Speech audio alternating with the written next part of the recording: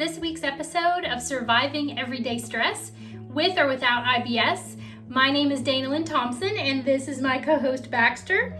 And this week we were going to talk about one of the things that I've cut from my diet that has made the most difference in my IBS. But last week, I was in the Florida Keys vacationing with a friend who also has IBS. And while we were in the airport, we started talking about how stressful it is to travel when you have irritable bowel syndrome. You're never really quite sure how your stomach is going to react, and traveling can be stressful. So this week I decided I would share some of the travel tips that we talked about while we were waiting to board the plane.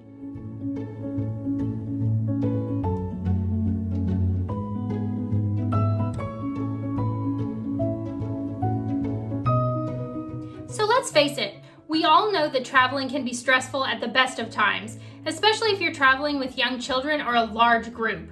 A couple of years ago when I bought a new car, I am not ashamed to admit that I had a panic attack when I got home.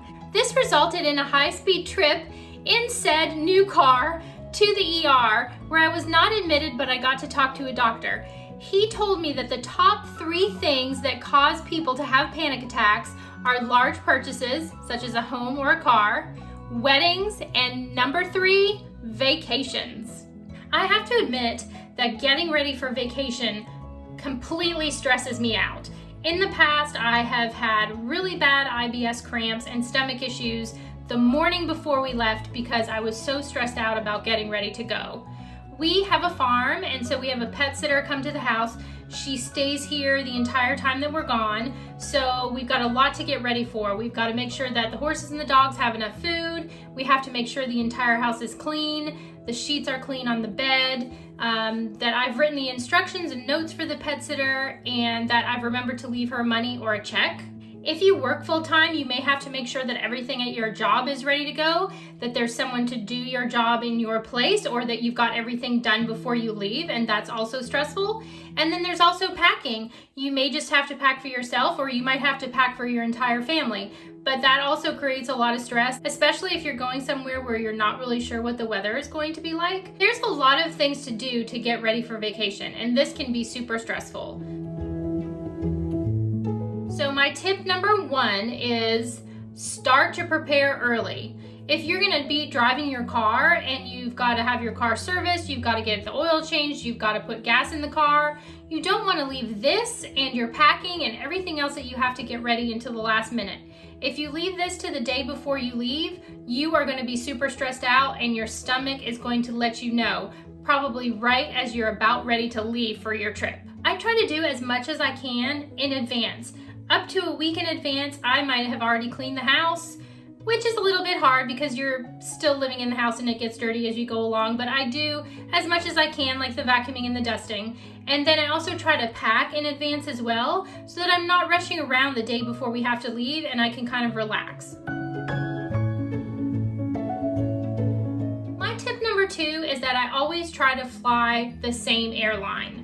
I live near Atlanta, so I'm often going to the Atlanta airport, which is the Delta hub, and it's also the number 1 busiest airport in the world. I always park in the same park and ride, so I'm very familiar with how their check-in and their checkout process works and how to pick up their shuttle going to the airport and coming from. I also always fly Delta, which may be easy for me because Atlanta is the Delta hub, but figure out what your favorite airline is and try to fly that airline every time. You'll be familiar with where you need to go in the airport, how their bag check process works, what size you can use if you're just taking a carry-on, and you'll be familiar with their boarding process.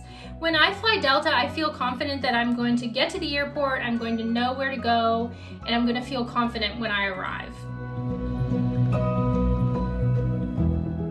My third tip is that you get to the airport extremely early. Now this is going to vary depending on the size of the airport in your town. If you're flying out of a small town like Portland, Maine, where you have an airport that literally has 8 gates, this might not be as big of a stressful issue for you. But I'm flying out of Atlanta, which is the busiest airport in the world, and they recommend that you get there 2 hours ahead of time to make sure that you get to your gate on time.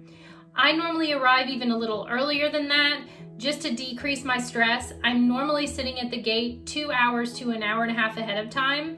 The last thing that you want is to get to the airport and see a super long security line stretching around the building and you're worried about making it to your flight. For those of us with IBS, that kind of stress on vacation is just not great. So depending on the size of your airport, just make sure that you leave yourself enough time to comfortably get to the gate with enough time to spare. My fourth tip is try to stick to your healthy routines. If you watched my video on the 4 things that I have in my IBS toolkit, you know that every morning I take my CBD oil, my Metamucil fiber, and my probiotic. If you are on a routine like this, don't change it when you're on vacation. Make sure that you have the things that you normally take with you and ready to go. I have skipped my CBD oil and my probiotic and my fiber at other times when I've been on vacation, and the results that I have gotten have not been good. These are really easy things that you can do while you're on vacation to kind of stick to your routine and make sure that your stomach remains okay. And my 5th tip for traveling with IBS may be absolutely the hardest one, and it's one that I don't always follow, but that is to try to stick to your healthy diet. If you know that you have trigger foods that trigger your IBS when you're at home, then they're probably going to do the same thing while you're on vacation. If you eat gluten-free at home, try to eat gluten-free when you're on vacation. I'm not saying that you can't sneak a little thing here and there, but if you really want to keep your stomach under control while you're on vacation, it's really best to try to stick to your diet. A couple of other things that my friend and I mentioned to each other, he said that he doesn't normally eat really late the night before he goes to the airport and may even wait to eat breakfast until he arrives at the gate just to make sure that his stomach is going to be okay. And I actually do the same thing as well. I also get motion sickness, so I bring a little bit of Dramamine with me to the airport. They have the non-drowsy version now, so if you get nervous about flying, even a little bit of Dramamine might help with your stomach issues and it won't put you to sleep. Thanks so much for watching today. I really enjoyed sharing my travel tips with you, but if there's something that I haven't mentioned that works for you, please leave me a comment below.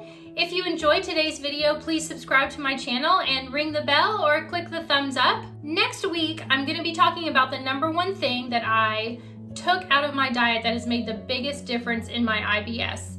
I had to back up a little bit from the camera for you to see my shirt this week, but I'm a rescue mom and I encourage you to adopt, don't shop.